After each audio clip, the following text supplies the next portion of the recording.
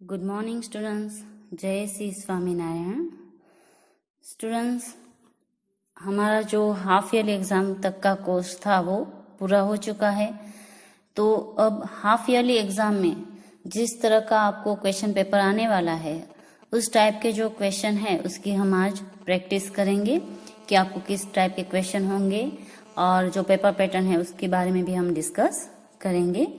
तो सबसे पहले हम पेपर पैटर्न एक बार डिस्कस कर लेंगे और उसके बाद उसमें जिस टाइप के क्वेश्चन है उसके एक एक दो एग्जाम्पल सेम है जैसे ही हम करेंगे।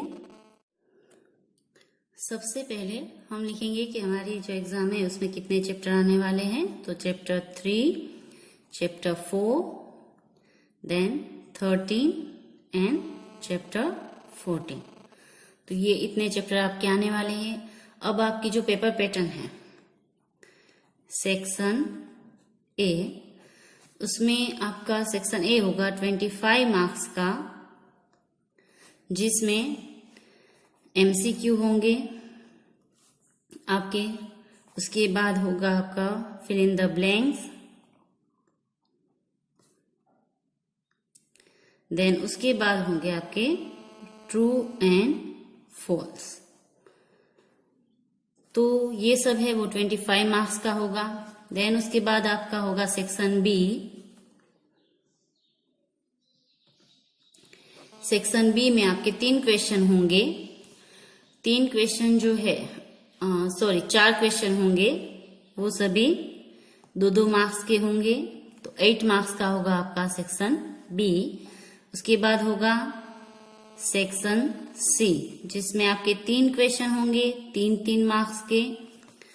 और नेक्स्ट सबसे लास्ट में होगा आपका सेक्शन डी, जिसमें 4 मार्क्स के है वो 2 क्वेश्चन होंगे। तो टोटल आपका जो पेपर है वो आपका होगा 50 मार्क्स का। 25 मार्क्स का section B, C and D, and 25 marks का है वो आपका क्वेश्चन सेक्शन है वो ए है। अब हम इसमें से किस टाइप के क्वेश्चन होंगे उसका डिस्कशन करेंगे। तो सबसे पहले MCQs.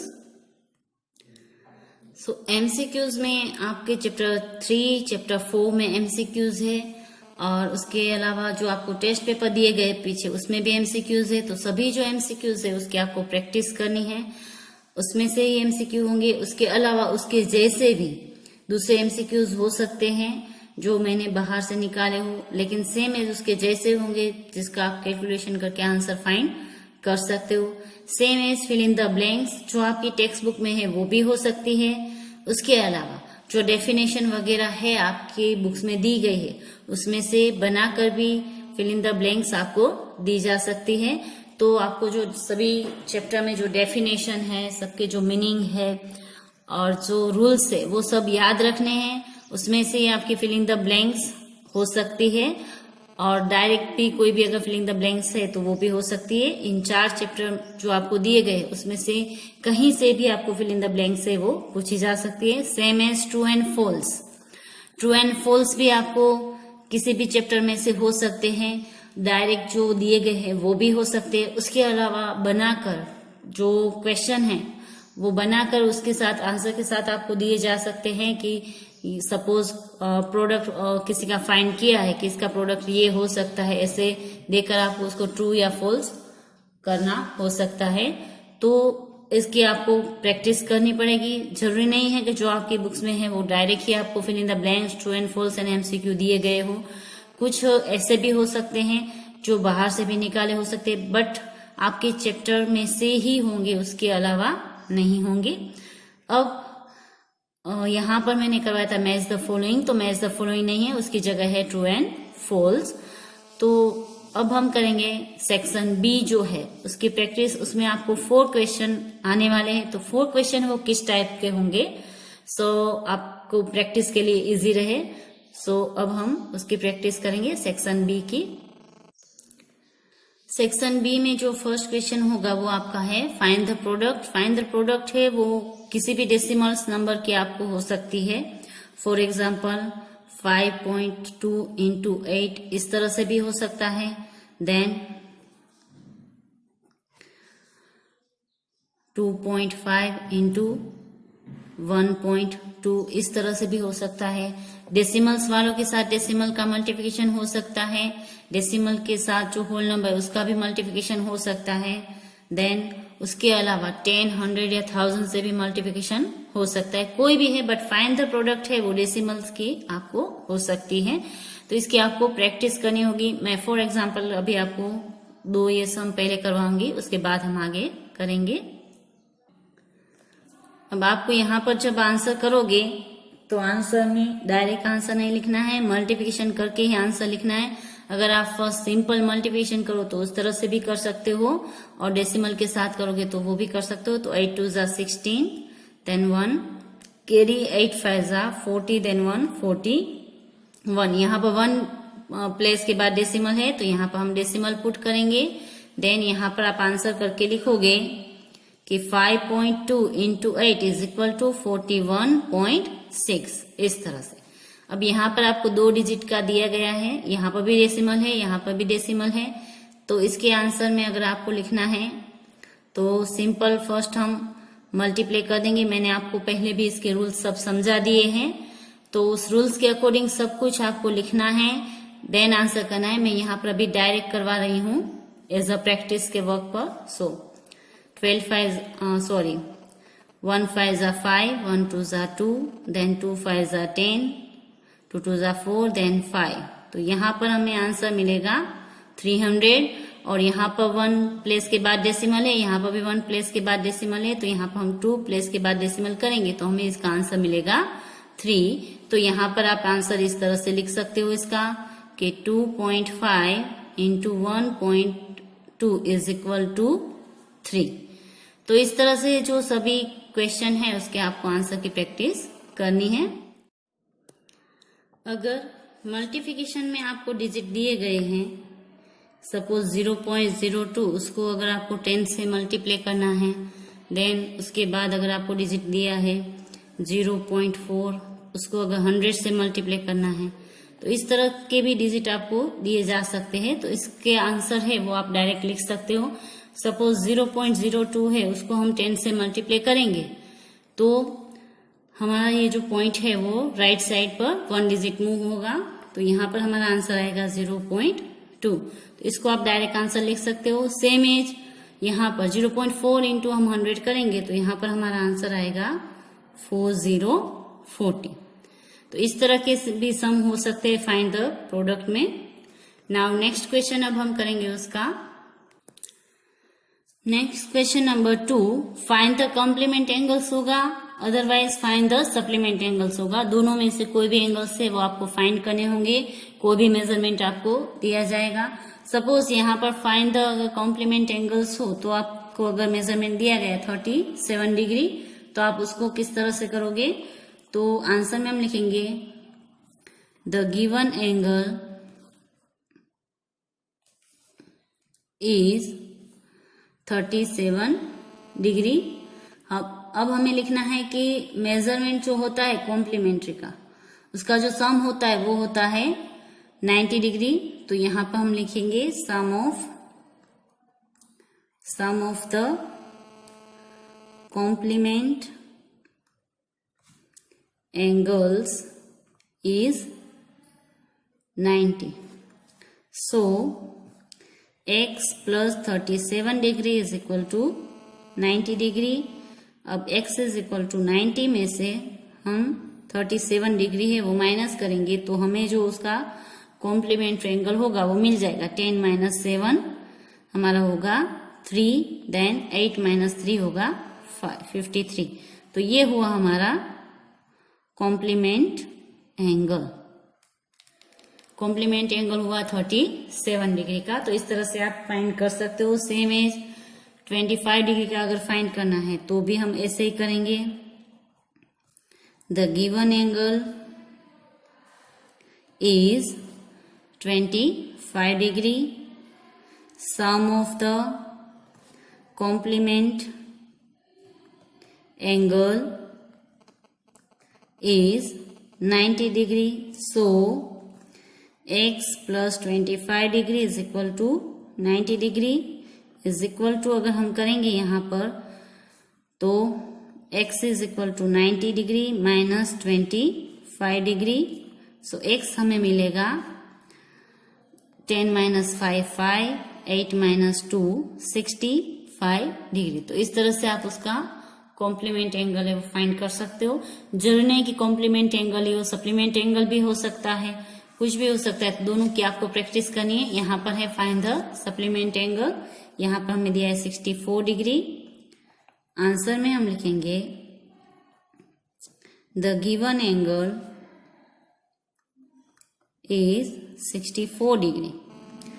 Some of supplement angles is 180। यहाँ पर सप्लीमेंट एंगल्स है तो उसका सम होगा 180 डिग्री। सो हम यहाँ पर करेंगे x plus 64 degree is equal to 180 degree. So x is equal to 180 minus 64 degree. So x हमें मिलेगा 10 माइनस 4 6 7 माइनस 6 1, यहाँ पर आएगा 160 degree is the supplement angle. तो ये हो गया हमारा आंसर सप्लीमेंट एंगल्स का। नेक्स्ट वन हमें दिया है 38 डिग्री। तो यहाँ पर लिखेंगे the given angle is 38 degree. Sum of supplement angles is 180 degree. तो हम यहाँ पर करेंगे शो करके x plus 38 is equal to 180 degree. Next step हम करेंगे x is equal to 180 minus 38 degree. सो हमें यहाँ पर x मिलेगा 10 minus 8 2, then 7 minus 3 4 142 degree is supplement. Supplements of हमें क्या दिया गया था 38 डिग्री, उसका सप्लीमेंट्स होगा 142 डिग्री। तो इस तरह का आपको क्वेश्चन 2 होगा। फाइंड द कॉम्प्लीमेंट या सप्लीमेंट एंगल्स आपको फाइंड करने होंगे। नाउ नेक्स्ट अब हम करेंगे क्वेश्चन नंबर 3 की प्रैक्टिस। क्वेश्चन नंबर 3 हमारा होगा which of the two rational numbers is greater in each of the following pairs. नीचे आपको कोई भी पेयर्स दी जाएगी रेशनल नंबर की, उसमें से कौन सा ग्रेटर है वो आपको लिखना है। फॉर एग्जाम्पल यहाँ पर आपको 2 दिए गए -6 एंड 11 और 5 अपॉन में -11। तो कभी भी अगर इस तरह से आपको दिए जाते हैं रेशनल नंबर, तो अगर इसका डिनोमिनेटर सेम है तो फर्स्ट हम ये ऑब्जर्व करेंगे कि उसका डिनोमिनेटर है वो नेगेटिव ना हो। अगर नेगेटिव है तो हम इसको पॉजिटिव करेंगे फर्स्ट वन। तो फर्स्ट इसके आंसर में हम करेंगे 6 अपॉन 11 और 5 अपॉन -11 है तो इसको -1 से हम मल्टीप्लाई कर देंगे। तो यहाँ पर हमें मिलेगा -6 अपॉन 11 और -5 अपॉन 11। अब इन दोनों में से कौन सा ग्रेटर है? अब यहाँ पर आप ऑब्जर्व करोगे तो डिनोमिनेटर सेम है। तो अब हमें सिर्फ ये फाइंड करना है कि which one is greater out of this -6 और -5। तो -5 इज ग्रेटर देन -6, क्योंकि दोनों नेगेटिव्स हैं। तो नेगेटिव्स अगर होते हैं तो नेगेटिव में जो स्मॉलर नंबर होता है वो ग्रेटर होता है। तो यहाँ पर ये वाला जो डिजिट है वो ग्रेटर होगा -6 अपॉन 11 से। सो हम यहाँ पर लिखेंगे 10 -5 upon 11 is greater than -6 upon 11। तो ये हो गया हमारा आंसर। नाउ नेक्स्ट वन, यहाँ पर हमें डिजिट दिया गया है -9 अपॉन 5 और 0। तो ऑब्वियसली आपको देखने से ही पता चल जाएगा कि 0 है वो माइनस जो होते हैं नेगेटिव उससे ग्रेटर होता है। तो यहाँ 0 ग्रेटर होगा। तो यहाँ पर हम डायरेक्ट आंसर लिख सकते हैं ऑब्जर्व करने के बाद ही। यहाँ पर 0 इज ग्रेटर देन -9 अपॉन 5। तो ऐसे आप डायरेक्ट लिख सकते हो। नेक्स्ट वन है 2/5 और 0। अगर इस तरह से आपको कंपैरिजन करना है तो this is the positive number और ये 0 है, तो 0 से पॉजिटिव नंबर होता है वो ऑलवेज ग्रेटर होता है। तो 2/5 इज ग्रेटर देन 0। तो आप डायरेक्ट इस तरह से कर सकते हो। अब नेक्स्ट वन, यहाँ पर आपको दोनों में अगर डिनोमिनेटर अलग अलग दिया गया हो तो आप किस तरह से करोगे, उसको कंपेयर करना है। तो फर्स्ट तो आपको यहाँ पर डिनोमिनेटर नेगेटिव है उसको पॉजिटिव करना होगा। तो हम 2/-3 को -1 से मल्टीपल करेंगे तो हमें आंसर मिलेगा -2/3। अब ये पॉजिटिव हो गया डिनोमिनेटर। अब हमें उसको कंपेयर करना है -4/5 के साथ। तो अब हमें इसका डिनोमिनेटर सेम चाहिए। कभी भी अगर आपके रेशनल नंबर दिया गया है और अगर उसका डिनोमिनेटर सेम नहीं है तो आप उसको कंपेयर नहीं कर सकते। फर्स्ट वन आपको इसको कंपेयर करना होगा। तो कंपेयर करने के लिए इसका डिनोमिनेटर हमें सेम चाहिए, तो इसका एलसीएम लेंगे हम। The LCM of 3 and 5 is 15। इसका एलसीएम होगा हमारा 15। तो अब हम इसके डिनोमिनेटर में 15 आए उस तरह से उसको मल्टीप्लाई करेंगे। तो इसको 5 से मल्टीप्लाई करेंगे और इसको 3 से मल्टीप्लाई करेंगे तो हमें आंसर मिलेगा -10/15 और यहाँ पर आंसर मिलेगा हमें -12/15। अब दोनों का डिनोमिनेटर है वो सेम है। तो अब हम जो ऊपर का डिजिट है न्यूमरेटर में उसको ऑब्जर्व करेंगे। यहाँ पर जो ग्रेटर होगा वो ग्रेटर होगा, तो माइनस है, यहाँ पर दोनों नेगेटिव है तो -10 इज ग्रेटर देन -12।